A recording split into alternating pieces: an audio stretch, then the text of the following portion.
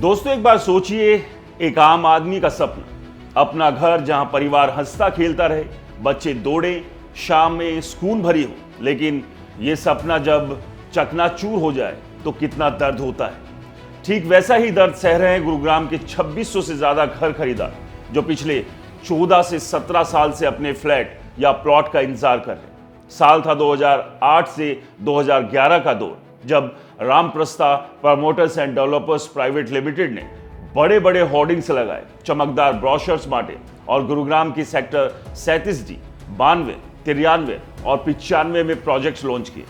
As towers, sky, rise और Ramprastha city. वादा था महज 3 से 4 साल में पोजीशन, यानी घर की चाबी हाथ में। लोग उत्साह से पैसे लगाने लगे, लोन लिए, बचत उड़ाई, कुल मिलाकर 1100 करोड़ रुपए से ज्यादा जमा हो गए कंपनी के खाते में। लेकिन क्या हुआ? प्रोजेक्ट अधूरे पड़ गए, साइट पर घास उगाई और खरीदारों के सपने धूल फांक रहे हैं। दोस्तों, अब ईडी की जांच में जो खुलासा हुआ है वो तो और भी चौंकाने वाला है। ये पैसे प्रोजेक्ट पूरा करने पर खर्च होने की बजाय लोन, एडवांस और जमीन के सौदों के नाम पर ग्रुप की दूसरी कंपनियों और यहां तक कि वाटिका ग्रुप, यूनिटेक ग्रुप जैसे अन्य रियल एस्टेट कंपनियों में ट्रांसफर कर दिए गए। मतलब खरीदारों की गाढ़ी कमाई को ऐसे डाइवर्ट किया गया जैसे कोई जादूगर पैसे गायब कर देता है। इसी घोटाले की शिकायत पर दिल्ली की ईओडब्ल्यू और हरियाणा पुलिस ने एफआईआर दर्ज की और फिर प्रवर्तन निदेशालय ने पीएमएलए के तहत अपनी जांच शुरू की। जुलाई 2025 में तो ईडी ने कंपनी के डायरेक्टर्स अरविंद वालिया और संदीप यादव को गिरफ्तार कर लिया। दोनों अभी न्यायिक हिरासत में हैं।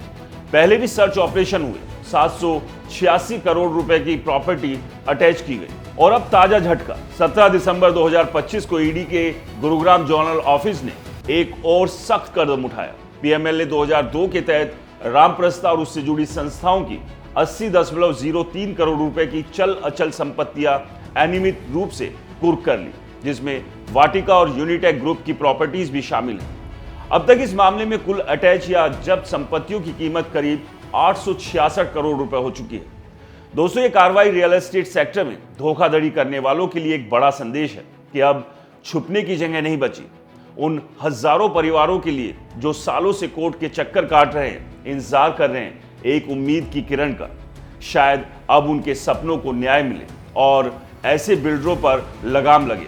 दोस्तों, इस मामले में जांच जारी है और आगे और खुलासे होने की उम्मीद है। घर खरीदते समय दोस्तों ध्यान रखिए, लेकिन ऐसे केस देखकर लगता है कि कानून अपनी जगह काम कर रहा है। लेकिन सबसे बड़ा सवाल ये है, ये कार्रवाई अपनी तरफ, क्योंकि ऐसे कुकर्मी बिल्डरों को सजा मिलनी चाहिए। लेकिन सबसे बड़ा सवाल ये, उन 2600 परिवारों का क्या होगा? क्या उनका वनवास खत्म होगा जो 14 से 17 साल से अभी भी अपने घर का इंतजार कर रहे हैं? हमें कमेंट्स में बताइए और इस वीडियो को ज़्यादा से ज़्यादा शेयर कीजिए, लाइक कीजिए और हमारे चैनल को सब्सक्राइब और फॉलो करना बिल्कुल मत भूलिए। नमस्कार।